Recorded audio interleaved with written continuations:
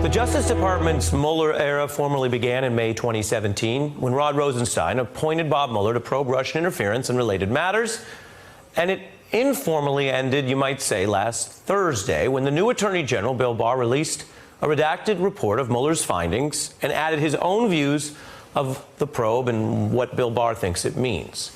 It was Barr speaking unilaterally, just like he did through those series of controversial letters that failed to tell the whole truth about Mueller's findings.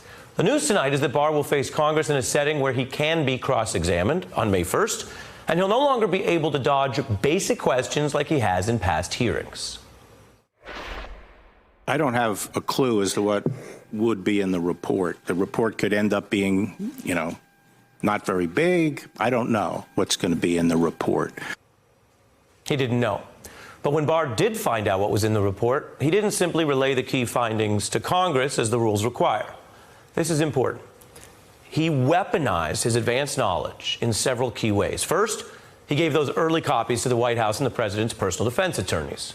Second, he began a campaign of leak by letter that did not tell the whole truth about Mueller's findings. And then third, he doubled down on that selective disclosure in his unusual Thursday press conference. A chorus of legal experts and critics have begun to say that each of those moves was either improper or misleading. And to be clear, Mr. Barr's apparent goal was not to change Mueller's actual findings. That would be worse. There's no evidence of that type of interference right now. Barr's apparent goal was to change the perception, your perception, of Mueller's findings, to manipulate what people in D.C. said and maybe did, the media perception, and then ultimately the public perception. But that strategy will not work if people understand what Barr did wrong on this case, let alone going forward. So to prevent a next time, let's take a look. Barr's first move was cherry-picking partial sentences from Mueller to stoke the public impression that Mueller found no conspiracy in that 4-page letter and could not make up his mind on obstruction.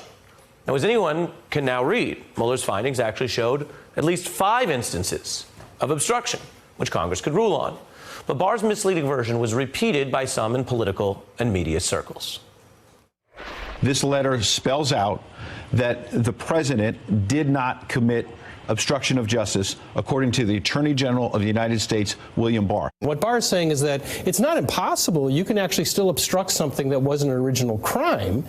But in this case, there's really not the facts for that. Mueller decided, it seems to me, that as the special counsel, he didn't have the position to make the mammoth decision about whether the president could be indicted. He punted to the Attorney General. He let the Attorney General make this decision.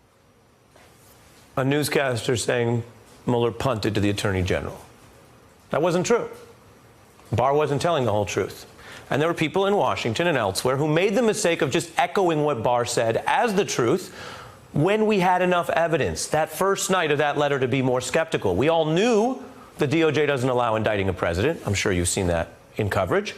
We all knew presidential obstruction is dealt with historically by the House. And we could see that that short letter from Barr was really boiled down his views, not Mueller's findings. And over here in those first hours when Barr released that letter that Sunday night in March, that's what we reported.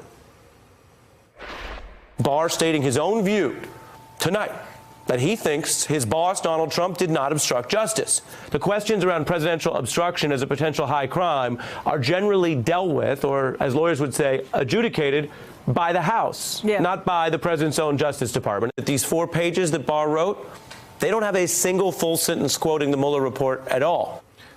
Each of those were from the first hours of our coverage. Now, tonight I can show you on Amazon. It is one of the most popular books this week, the Mueller report.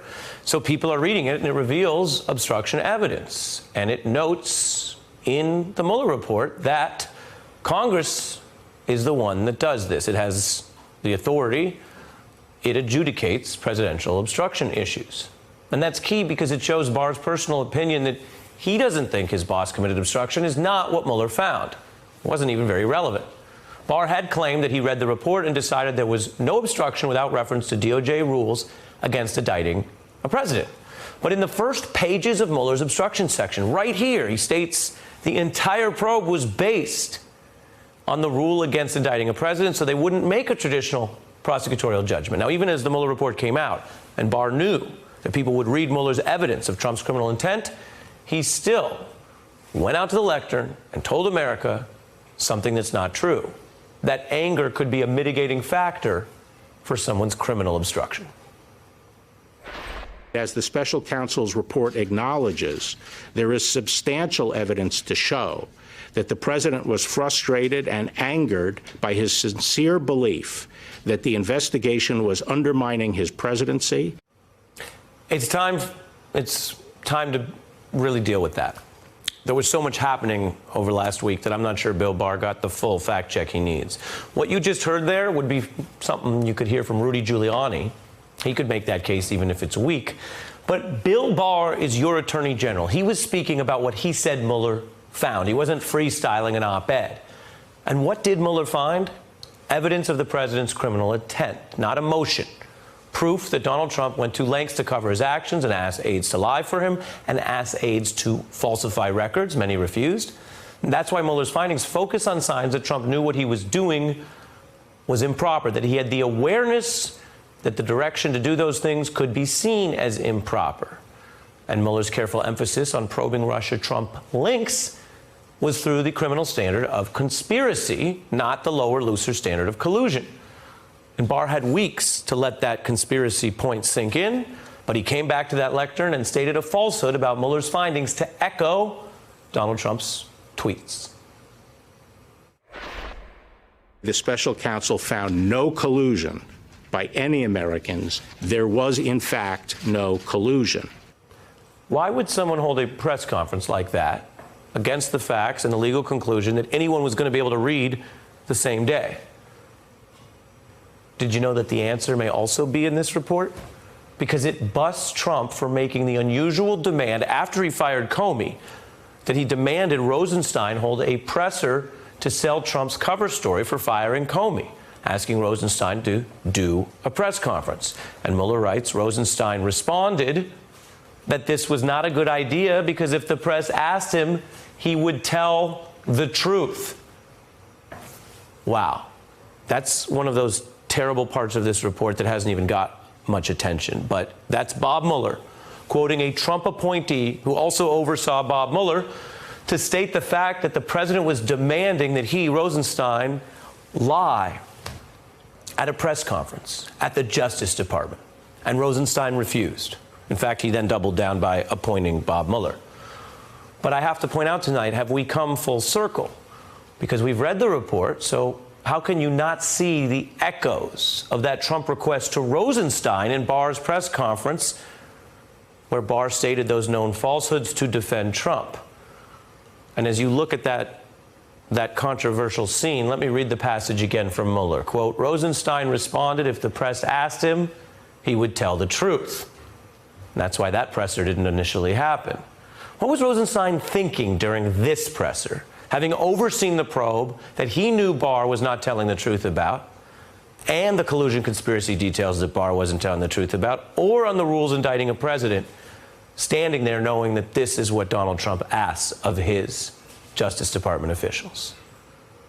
This is the evidence that builds the case that Donald Trump got the man he wanted, ultimately, to do what he wanted on the issues he wanted resolved at the Justice Department. And in the short run, let's be clear, some of Barr's ploys worked on some people in Washington. We know that Barr was misleading about core findings in the Mueller report that he knew would come out soon. So how will the other branches of government and the press approach Mr. Barr in the future about the claims that we can't even see in real time?